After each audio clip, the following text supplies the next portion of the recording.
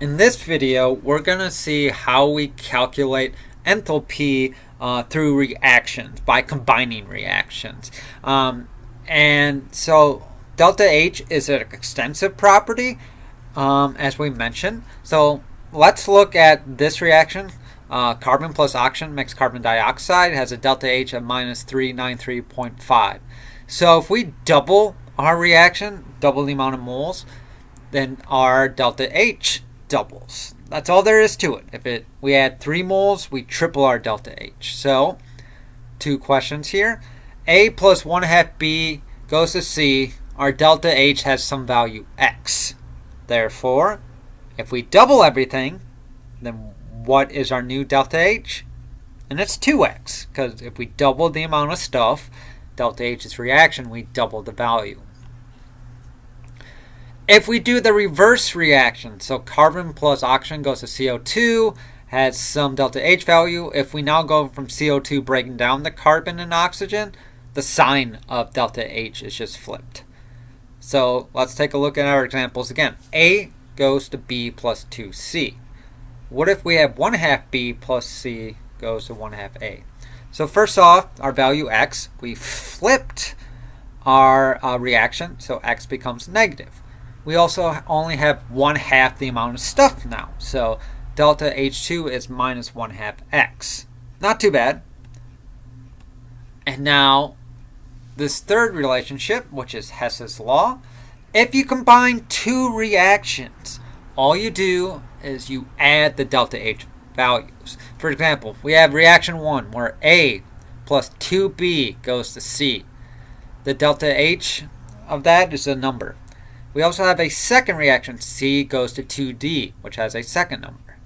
Therefore, if A plus 2B goes to 2D, which is just combining these 2 equations, our enthalpy for this reaction is just simply enthalpy of reaction 1 plus enthalpy of reaction 2.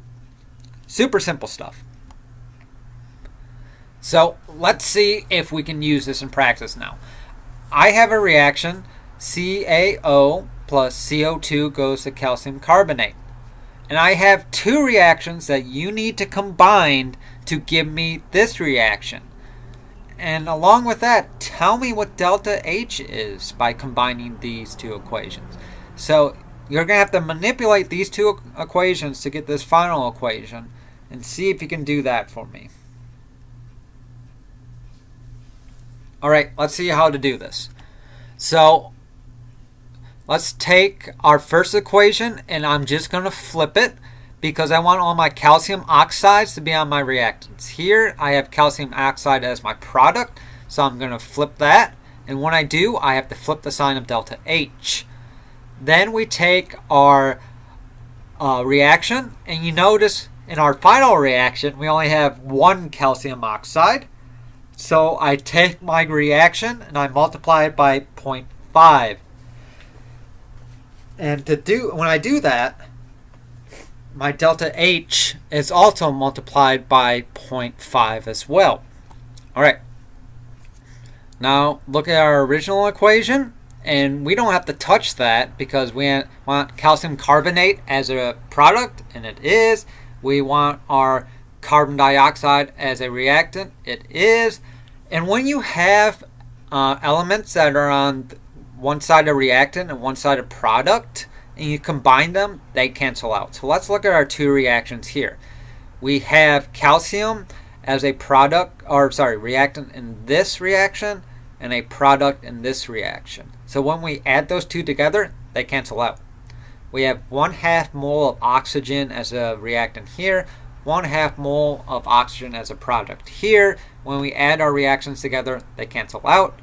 Overall, our reaction is calcium oxide plus carbon dioxide make calcium carbonate. And we just add our delta H's together. And that is Hess's Law.